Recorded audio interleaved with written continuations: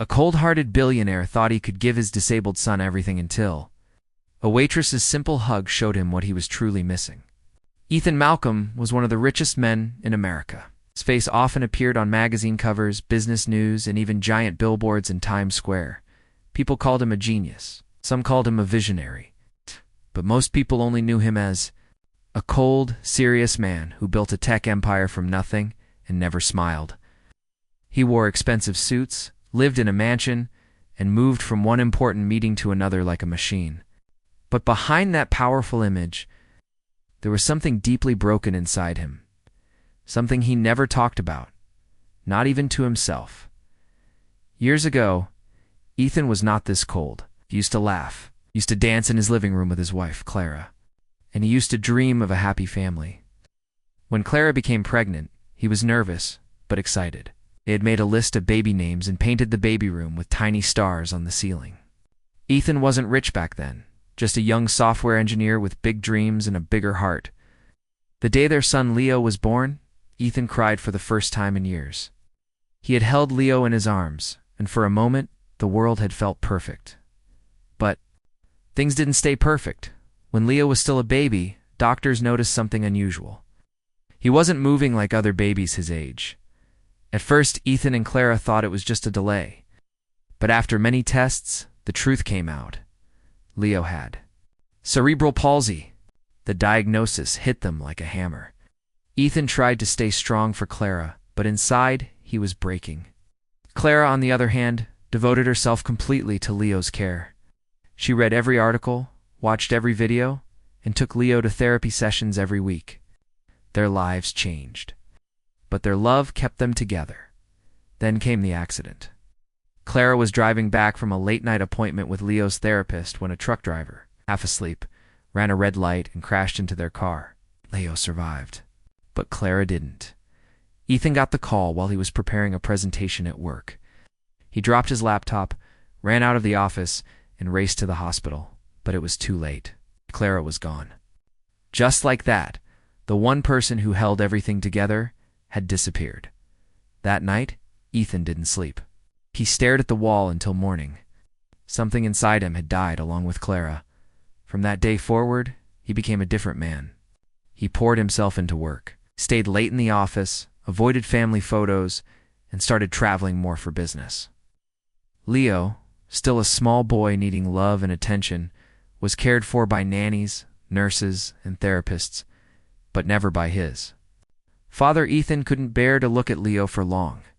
Not because he didn't love him, but because every time he did, he saw Clara's eyes. He felt guilt he couldn't explain. Thought if I had picked them up myself that day, maybe Clara would still be alive.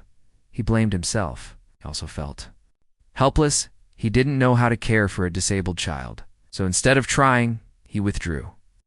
He told himself that giving Leo the best doctors, the most advanced equipment, and a luxurious life was enough. It wasn't. Leo grew up in silence. The mansion was big and beautiful, but it felt empty. Leo had a private room filled with toys, screens, and medical devices, but none of it mattered to him. What he wanted, what he needed was his father. But Ethan rarely visited his room. When he did, their conversations were short and awkward. "Are you okay?" Ethan would ask Leo, who had difficulty speaking clearly, would nod and try to smile, hoping his father would stay longer.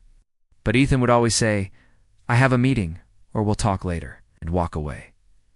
Leo learned to stop asking. The caregivers tried their best. A kind nurse named Mary stayed with him full-time. Therapists came and went, but none of them could fill the hole that Ethan had left. Leo often stared out of the window for hours, watching other children play on the street. He would press his hands against the glass, as if trying to touch the world that moved so freely beyond the walls of his golden cage. Ethan, meanwhile, was building an empire. His company developed artificial intelligence tools for hospitals, banks, and government systems. Investors loved him. Clients worshipped him. His phone never stopped ringing. But inside, Ethan was numb. He avoided questions about his personal life in interviews. When people asked about his son, he gave cold, short answers. "He's doing fine." No one ever saw Leo in public. No photos. No videos. Nothing. Some people whispered that Ethan was ashamed of his disabled child. Others thought he was protecting him from media attention. The truth was harder to accept. Ethan didn't know how to be a father anymore, he told himself. I'm doing everything I can. I give him the best life money can buy. But deep down he knew he was failing. Still, he didn't change. Until one small moment, unexpected act shattered his perfect world and forced him to open his eyes. It started on a quiet Tuesday afternoon. Leo, now 11, had grown tired of staying indoors all the time. He asked Mary if he could go out for something simple, maybe a meal at a regular restaurant. Mary was surprised. Leo rarely asked for anything. She decided to take him to a small diner just 5 blocks away. It was old-fashioned, nothing fancy, but it had charm. Red booths, shiny floors, and the smell of fresh pancakes filled the air. Leo rolled in slowly in his wheelchair, his eyes wide with curiosity. People turned and looked for a second, then went back to their meals. That was fine. Leo was used to stares. A waitress named Jenny walked over to their table with a big smile. She knelt down to Leo's level and said, "Hey there, superstar. What can I get you today?" Leo giggled. It was the first time a stranger had spoken to him like a normal kid in a long time. Mary watched closely. Jenny was warm, gentle, and completely unbothered by Leo's condition. She joked with him, gave him extra napkins folded into animal shapes, and even brought him a tiny toy from the counter. Leo's eyes sparkled. He couldn't stop smiling. And for the first time in years, he felt seen. Over the next few weeks, Leo kept asking to go back to the diner. Ethan didn't know. He was too busy with international meetings, flying from one country to another. But every time Leo visited the diner, Jenny was there smiling, talking to him, treating him like family. She learned his favorite milkshake, flavor. She brought a book with pictures he liked. And one day when Leo got frustrated and accidentally spilled his drink, he started to cry. Not because of the mess, but because he was scared someone would get angry. Jenny didn't flinch. She knelt beside him, wiped his face gently, gave him a hug. That hug changed everything. Not because Jenny was famous or rich, she wasn't. She was just a waitress working double shifts to pay rent and take care of her younger brother, who also had special needs. She wasn't trying to impress anyone. She just cared. And in that moment, Leo felt something he hadn't felt in years. Comfort. What Jenny didn't know was that someone had seen the hug. Someone who wasn't supposed to be there. That very day, Ethan had returned from a business trip early. His driver mentioned that Mary had taken Leo to a diner nearby. Out of curiosity, Ethan told him to drive past it. As they stopped outside, Ethan saw through the window. He saw Leo laughing, saw the waitress bend down and hug him. He saw warmth in his son's face that he hadn't seen since Clara was alive. Ethan didn't get out of the car, he just watched. For a full minute, he sat there frozen. Then he told the driver, "Take me home." He didn't speak the rest of the ride. That night, he didn't sleep again. But this time, it wasn't just pain. It was awakening. He opened Clara's old photo album, watched old videos of Leo as a baby, his tiny hands wrapped around Clara's finger, watched one clip where Clara looked into the camera and said, "If anything ever happens to me, promise me you'll love him twice as hard for both of us." Ethan closed his eyes. He could hear her voice in the silence. He could feel the weight of all the time he had lost. That was the moment Ethan Malcolm, the billionaire everyone thought, had realized he had nothing. If he didn't have his son, and for the first time in years, he decided he was going to change that. The sun was shining through the windows of the small diner, lighting up the red leather booths and checkered floor. The bell above the door rang softly as people came and went. It was a cozy place. Nothing expensive or fancy, just warm and full of real life. It smelled of pancakes, coffee, and fresh pie. The waitresses wore bright smiles and moved quickly between tables, pouring coffee and chatting with customers like old friends. Among them was Jenny, a young woman in her late 20s. She was tired. Eyes, but an energy that never seemed to run out. Her brown hair was always tied in a messy bun, and her uniform was always a bit wrinkled from all the work she did. But no one noticed those things because Jenny had something rare, She made people feel seen. Whether someone was rich or poor, loud or shy, healthy or sick, Jenny treated them all with the same kind of respect and kindness. She had been working at this diner for nearly 5 years. It wasn't her dream job, but it helped her pay the bills and take care of her younger brother, Max. Max was only 16, but had been born with a condition that made it hard for him to move and speak. Jenny's parents had died when she was just 21, leaving her in charge of everything. Since then, she had worked 2 jobs, taken night classes when she could, and done everything possible to keep Max safe and happy. She didn't have time for vacations or parties. Her whole world was work, Max, and the people at the diner. But even with all her struggles, Jenny never lost her smile. One quiet afternoon, while wiping down a table near the window, Jenny noticed a boy rolling in through the front door in a wheelchair. He had sandy brown hair and wore a light blue hoodie. His hands moved slowly and his head tilted slightly to one side. A woman walked beside him, probably a nurse or caregiver. The boy's eyes scanned the room carefully. He seemed nervous, but also curious. Jenny's heart softened immediately. She walked up to them and bent down to the boy's level. "Hey there." "Superstar," she said with a warm smile. "First time here?" The boy's lips curved into a tiny smile, and he gave a small nod. The woman beside him, Mary, spoke up gently. "This is Leo. We just wanted to get him out of the house for a bit." Jenny nodded.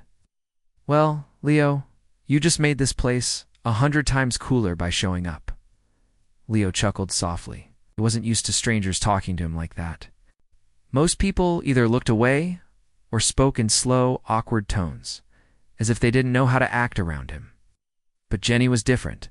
She didn't act nervous or weird. She treated him like a normal kid. Jenny guided them to a booth near the window and brought over a small menu with pictures. She pointed to the milkshakes.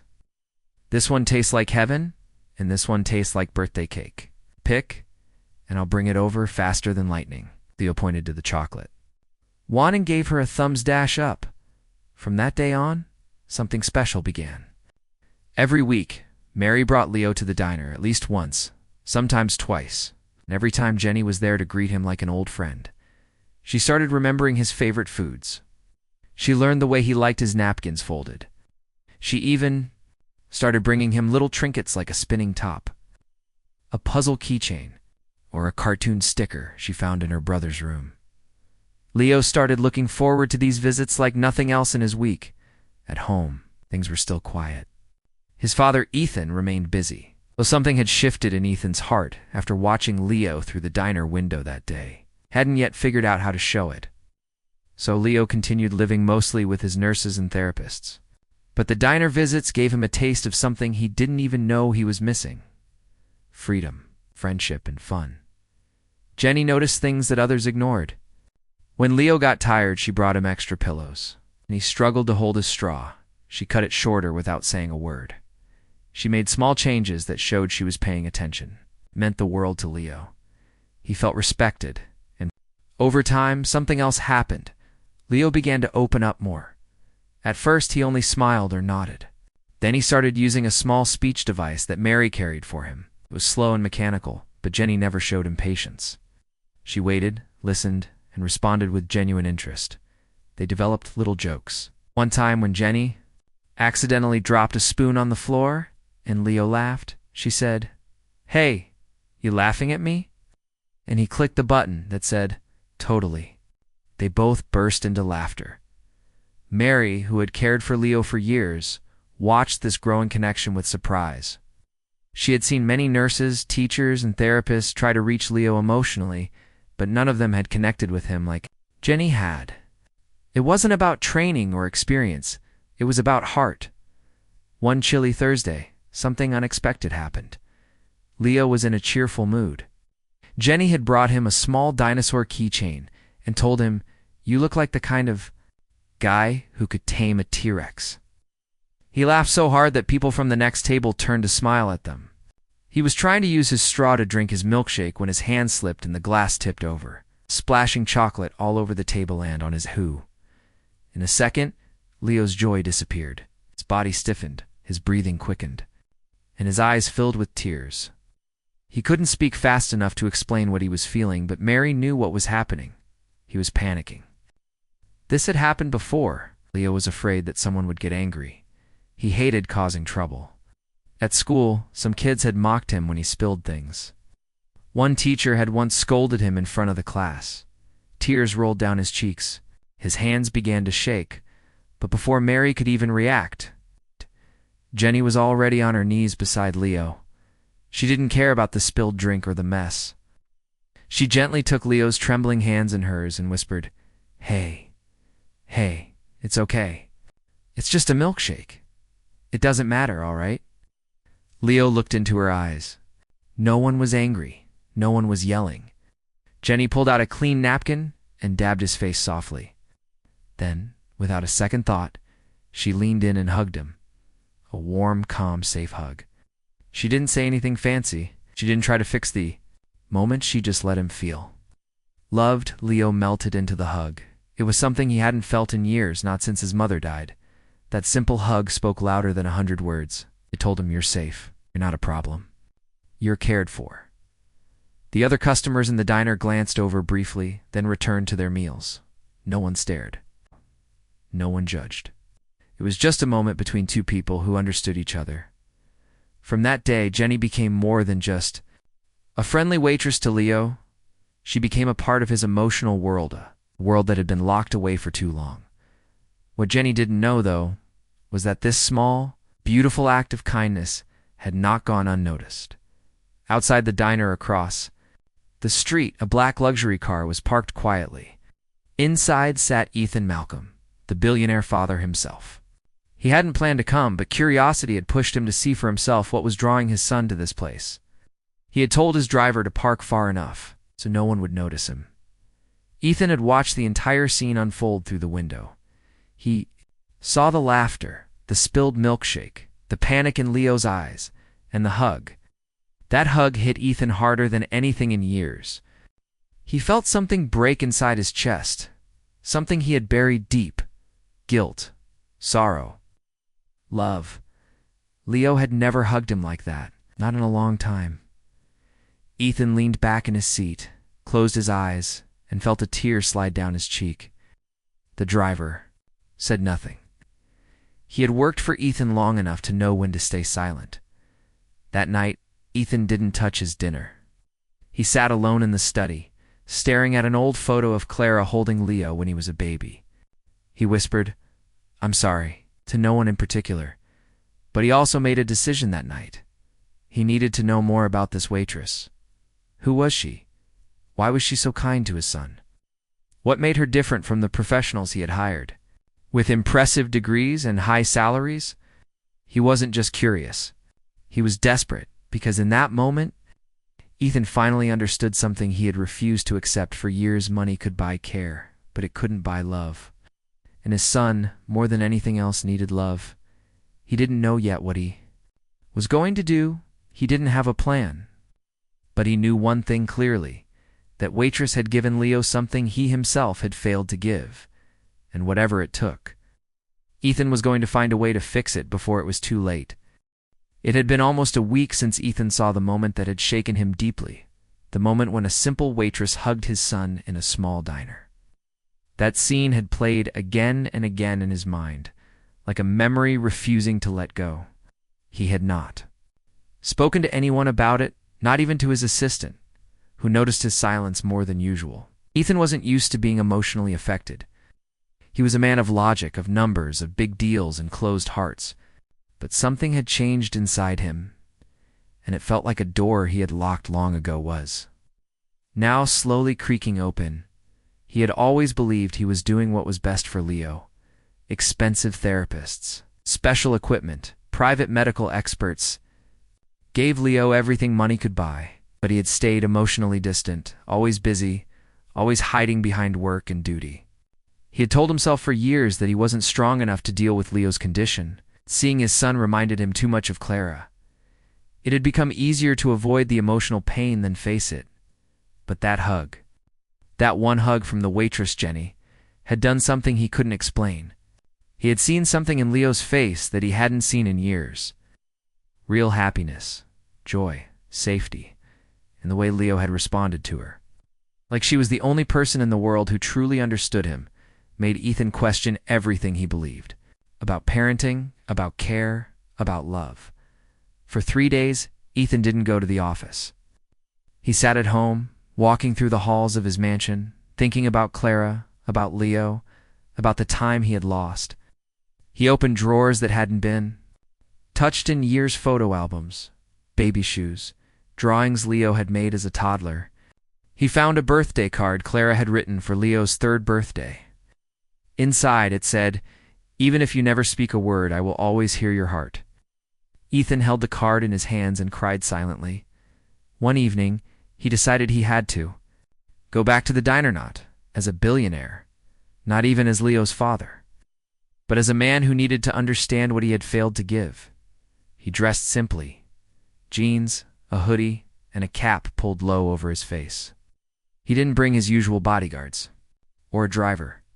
He took his own car and parked a block away. As he walked toward the diner, his heart beat faster than it had in years.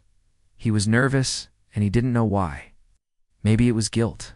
Maybe it was fear. Yeah, maybe it was hope. He stepped inside quietly and sat in the far corner, his eyes scanning. The room, it was busy families eating together, friends laughing over coffee, waitresses running between tables, and then he saw her Jenny. She was carrying a tray of pancakes and talking to a little girl at one of the tables, making her laugh by balancing a spoon on her nose. She looked tired, but her smile never faded. There was a kind of glow around her, not from makeup or beauty, but from something real inside her. Ethan watched her work, watched her talk to people like they mattered, like she cared. He waited until she was done with the table, then raised his hand slightly. Jenny walked over, holding her notepad. "Hi there. What can I get for you today?" Ethan looked up and said softly, "Actually, I'm not here to eat. I'm Leo's father." Jenny blinked, surprised. She had not expected that. Her voice softened immediately. "Oh, I see. Is everything okay? Leo hasn't come in this week." Ethan nodded slowly. "Yes, I know. I wanted to talk to you. If you have a minute." Jenny looked around. The diner was busy, but the other waitresses could cover her for a moment. She nodded. "Sure, let me just tell the others." She returned a moment later, sitting across from him with curiosity and caution in her eyes. Ethan looked at her for a few seconds before speaking. "I saw you hug my son last week." Jenny's eyebrows lifted slightly. "Oh, I didn't mean to overstep." "I'm so sorry if no," Ethan interrupted gently. Oh. "It's the first time I've seen him smile like that in years." Jenny relaxed slightly, sensing that he wasn't angry. Ethan continued, "You probably know who I am. People call me many things: billionaire, tech mogul, whatever. Of that matters today. I'm here as a father. And I need to ask you something." Jenny waited, unsure of what was coming next. "How do you do it?" he asked. "How do you connect with him like that? My son barely talks to anyone. But with you, he lights up." Jenny took a breath and looked out the window for a second before replying. "Maybe because I don't treat him like he's broken. I don't see his wheelchair first. I see the kid inside, the kid who likes dinosaurs, the kid who laughs at silly jokes, the kid who's just trying to feel normal. That's all." Ethan nodded slowly, taking in every word. There was silence between them for a moment. "I failed him," Ethan said finally, his voice rough. "I thought giving him the best care, the best house, the best doctors. I thought that would be enough, but I see now it's not."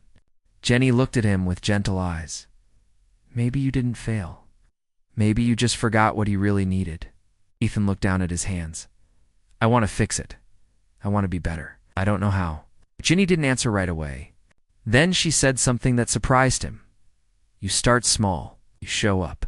You sit with him, even if it's awkward. You listen, even when he says nothing. And you love him, even when it's hard. That's how." Ethan felt his chest tighten. It sounded simple, but for him, it was like climbing a mountain. He looked at Jenny. "Would you be willing to help me?" Jenny blinked. "Help you? Not asking you to be a nurse or a therapist. I have enough of those. I'm asking you to be around Leo, to help me learn how to reach him, to just be in his life. He trusts you. Maybe with you around, I can earn that trust too."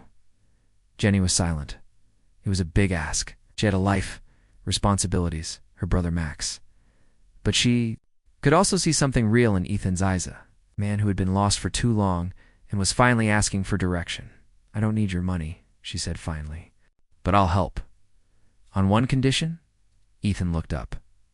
"Anything. You don't hire me to be Leo's friend. You become his friend yourself. You don't disappear again. You show up for real." Ethan nodded, his eyes damp. "Deal." That! Night, Ethan sat in Leo's room for the first time in months. He watched his son sleep, his tiny hands curled around a stuffed dinosaur Jenny had given him. The boy looked peaceful, unaware of the storm inside his father's heart. The next morning, Jenny arrived at the mansion for the first time. Leo's eyes lit up the second he saw her. His device spoke with joy. "Jenny here?" Ethan watched from the doorway as Jenny high-fived his son and pulled out a small picture book about space. Leo reached for it eagerly. Ethan stepped in slowly, unsure. Jenny looked up and smiled. "Come on in. We're talking about planets. Did you know Leo wants to visit Saturn?" Ethan smiled awkwardly. "I'd like to visit Saturn too." Leo looked at him and pressed a button. "You come too?" Ethan's heart cracked open a little more. "Yes, Leo, I'll come too." In that moment, a new beginning quietly unfolded between father and son. The next few days felt different inside the huge mansion that had once felt cold and silent. Something had changed, not in the walls or the rooms, but in the people living there. Ethan was no longer hiding in his office behind locked doors and endless meetings. For the first time in years, he was choosing to be present. It's not just physically, but emotionally. Jenny had started visiting every afternoon, just like she promised. She brought simple things books, puzzles, drawings from her, brother Max, and sometimes just a big smile. Her presence brought warmth into the house, and Leo's mood began to shift. He was laughing more, expressing himself with excitement, and even trying new things like painting or solving picture puzzles. Ethan watched all of this quietly at first. Standing by the door, or sitting in the corner of the room, he didn't know how to join in. It felt like watching a show in a language he didn't speak, but Jenny kept inviting him to take small steps. "Come sit with us," she would say. "Or Leo wants to show you his drawing." And slowly, Ethan started walking toward the space he had once abandoned his son's world. One day, Jenny brought a box of small wooden building blocks and placed them on the floor in front of Leo's wheelchair. "I thought maybe we could build a spaceship," she said cheerfully. "One big enough for Leo, Max, and maybe even your dad." Leo's face lit up, and his fingers reached for a block. His motor skills weren't perfect, and it took effort, but he loved the idea. Ethan sat down on the floor beside them, unsure of what to do. Jenny passed him a block without saying a word. Ethan hesitated, then gently placed the block next to Leo's. "Nice placement, Mr. Architect," Jenny said with a grin. Leo laughed and pressed the button on his speech device. "Daddy helped build Rocket." Ethan looked at his son. "I'd love to." That was the first time in over 6 years that Leo had called him Daddy. Later that evening, after Jenny left, Ethan sat alone in the quiet of his study. He didn't feel tired like he usually did after work. Instead, he felt something he couldn't quite name. Maybe it was peace, or hope, or just the soft joy of connection. He opened his laptop and started typing, but it wasn't a work email or a business report. It was a letter to Jenny. He never intended to send it. It was just his way of putting thoughts into words. "You did something I couldn't. You reached into my son's heart. And in doing that, you reached into mine. I don't know what made you care so much, but I'm thankful you did. You remind me of Claire, not because you look like her, but because you love without conditions. I don't know what your story is, but I want to know. It's not just because of Leo, but because people like you change lives." He saved the letter in a folder and closed the laptop. The next day, Ethan called his assistant and asked her to clear his schedule for the rest of the week. "But sir, you have meetings with major investors," she reminded him. "They can wait," he said firmly. "My son can't." That afternoon, Ethan did something he hadn't done in years. He made lunch himself. It was nothing special, just peanut butter sandwiches and fruit slices. But it was the thought that mattered. Jenny and Leo were in the garden, playing with bubbles. When he brought the tray outside, Leo's eyes widened. "Daddy made food?" Jenny raised her eyebrows and smiled. "Look at you, Chef Ethan." "I figured it was time I tried," Ethan said, sitting on the grass beside them. They all ate together in the sunshine. It was simple, it was messy, and it was perfect. Over the next week, Ethan continued learning about his son, about Jenny, and about himself. He asked questions, listened closely, and even joined Leo's physical therapy sessions. One day Leo managed to stand with assistance for a full minute, and Ethan clapped louder than anyone else in the room. "You're stronger than I'll ever be," he told his son afterward. Jenny saw something in Ethan now that hadn't been there before. It wasn't just guilt, it was love. He was trying, and that meant everything. One evening, as Jenny was getting ready to leave, Ethan walked her to the door. "Wait," he said. "I wanted to ask you something." She paused. "What is it?" "I want to offer you something unusual. And I don't want you to feel pressured, okay?" Jenny looked curious. "Okay. I want to hire you not as a waitress or a nurse, but as a companion for Leo. Someone who can be with him regularly, someone he trusts, someone who makes him feel alive." Jenny looked surprised, but didn't say anything. "I know it sounds strange," Ethan continued. "But you've brought something into his life and mine that I can't explain. So I'll pay for anything you need. I'll make sure your brother is cared for. He'll have full freedom to come and go. I want you to be part of our lives." Jenny was quiet for a long time. Then she said softly, "That's a big offer." "I know." She looked up at him. "Let me tell you a little about myself." Ethan nodded. "My brother Max is my whole world. I lost my parents when I was 21. I've been working double shifts ever since. I never went to college. I don't have a fancy resume, but I know how to love. I know how to care. And I know what it's like to feel invisible." Ethan listened closely. "Leo reminds me of Max. That's why I connected with him so easily. I didn't do anything special. I just gave him what I wish someone had given my brother: tension, respect, kindness." "You did more than that," Ethan said. "You reminded him how to be a kid again." Jenny looked at him thoughtfully. "I'll agree to your offer, but only on one condition. You don't get to disappear again. You don't get to think hiring me replaces you. If I'm doing this, you're doing it with me. You show up every day. You listen. You learn. You become the father Leo deserves." Ethan nodded slowly. "Deal." From that moment on, Jenny became more than just a visitor. She became a constant part of Leo's daily life. But what surprised her most was how committed Ethan became too. He began planning daily activities with Leo, reading stories, building Lego models, watching animated movies together, sometimes just sitting quietly in the same room, holding his son's hand. He also began helping Jenny with Max. He hired a medical team to assist with Max's care, gave Jenny time off to rest, and even arranged for Max to visit the mansion so the two boys could spend time together. Leo and Max formed an instant bond. They didn't need perfect words to understand each other. They just knew. One afternoon, Ethan took them all to a nearby park, something he had never done before. He'd pushed Leo's wheelchair himself, while Jenny helped Max on the swings. They had a picnic, fed birds, and laughed like they were a regular family. People stared sometimes, but it didn't matter. That day, a little girl approached Leo and asked, "Why are you in that chair?" Leo looked at her for a second, then pressed a button on his device. "Because my legs are different, but I still like cookies." The girl laughed. "Me too." They shared a cookie, and for the first time, Leo made a new friend without fear.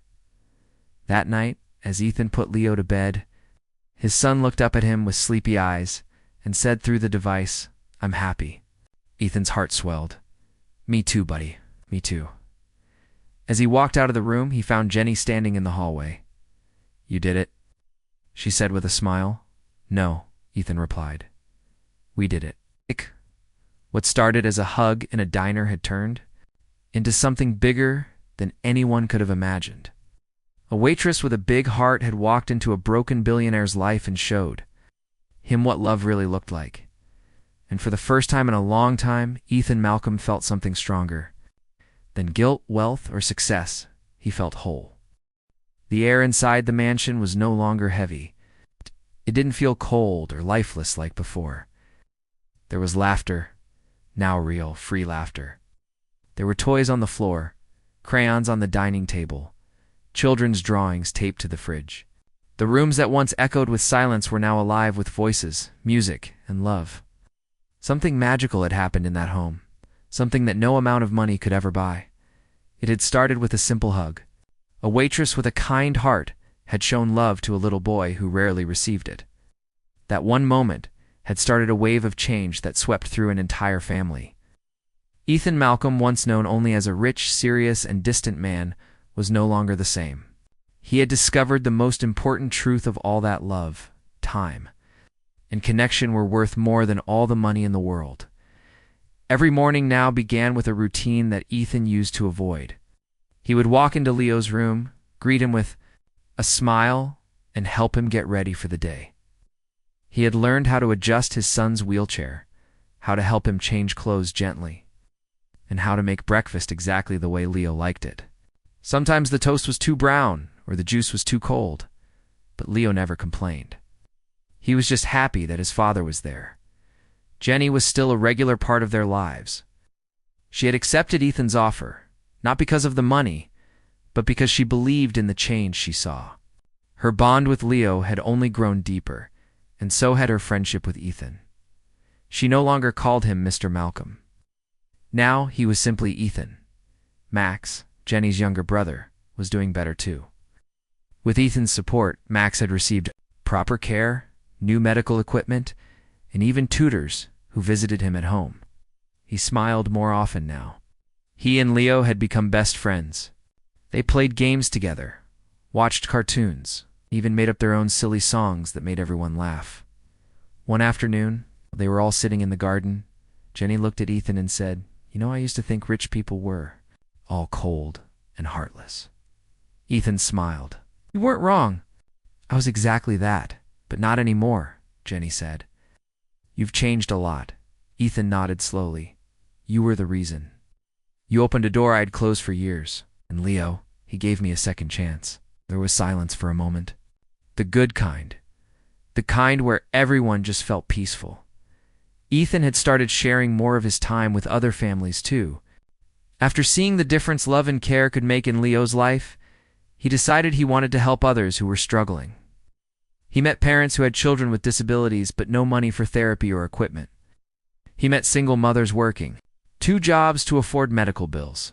He met children who had never experienced joy because their parents were too overwhelmed to give it to them. One night, while sitting in his study, Ethan made a decision that would soon make headlines all over the country. He called Jenny into the room. "I want to start something," he said. "Something big." Jenny sat down. "What do you mean?" "I want to build a foundation," he explained. "A place that helps families like yours. Parents with special needs children, caregivers who are tired and unsupported, children who need love, not just medicine. I want to create something that makes a real difference." Jenny looked surprised. "You're serious?" "Completely," Ethan said. "And I want to name it after you." She said, shocked. Double quotes, "Yes. The Jenny Hart Foundation. Because you were the heart that started it all." Jenny's eyes filled with tears. She had never asked for fame or recognition. She had only done what felt right. But now her kindness was about to help thousands. Ethan didn't stop at just naming the foundation. He poured his own money into it, millions, gathered experts, hired people who truly cared, and built centers in several cities where families could get therapy, emotional support, and equipment for free. The foundation also created play areas for children with disabilities, where they could laugh and play without feeling different or judged. The media found out, of course. News channels started running stories titled "The Billionaire Who Changed." His heart, from business to compassion, Ethan Malcolm's new mission. And meet the waitress who taught a billionaire how to love. Reporters showed up at the diner where Jenny used to work, asking questions and filming interviews. But the most powerful moment came when Ethan stood on stage at the foundation's opening ceremony. It was a large event held in New York City, attended by doctors, families, government officials, and reporters. Ethan wore a simple suit and no tie. Standing beside him were Leo, Jenny, and Max. When he stepped up to the microphone, the crowd fell silent. "I've made a lot of money in my life," Ethan began. "I've built companies, created technology, and spoken at business conferences around the world. But none of that taught me what I've learned in the last few months." He paused, looking at Leo, who smiled at him from his wheelchair. "This is my son Leo. For years, I gave him everything except the one thing he needed most me. I was afraid. I was broken. I didn't know how to fix what I had lost. Then, one day, a waitress hugged my son in a diner. It was a simple hug, but it changed everything. That hug taught me more about love than any book or business deal ever could." Jenny looked down, her hands shaking slightly. "I came here today, not as a CEO or a billionaire, but as a father, and as a man who is deeply grateful. Grateful to my son for forgiving me. Grateful to Jenny, who showed me how to love again. And grateful for the chance to make things right, not just for my family, but for many others." The crowd stood up in applause. Some people were crying. Others were simply smiling, inspired by the truth they had just heard. After the speech, people started approaching Ethan not to talk about business, but to thank him. Parents hugged him, children waved, and nurses shared their stories. For the first time in his life, Ethan felt like he had done something truly meaningful. Months passed. The Jenny Hart Foundation grew stronger. Jenny was given a leadership role. She worked with families, shared her story, and trained staff to treat children with the same kindness she had given. Leo. Max was thriving in a new school built especially for children with different abilities. Leo, too, was growing in confidence and happiness. Ethan and Jenny had become close friends. Some people wondered if there was something more between them. But the truth was, they didn't need labels. What they shared was deeper than romance. It was respect. It was trust. It was something born from healing and shared purpose. One rainy afternoon, while the four of them were playing a board game in the living room, Leo said something that made everyone stop. He looked up at Ethan and pressed a button on his speech device. "I love our family." Ethan looked at him, tears welling up in his eyes. He reached out and held Leo's hand. "I love our family too, buddy." And Jenny whispered softly, "Me three." From that moment on, Ethan never went back to being the man he was before. He never missed a therapy session, a bedtime story, or a quiet moment with his son. The mansion remained big, but it no longer felt empty. It had become a home, filled with laughter, love, and second chances. One day, as they were walking in the park, Ethan looked up at the sky and thought about Clara. He smiled softly, imagining her watching over them.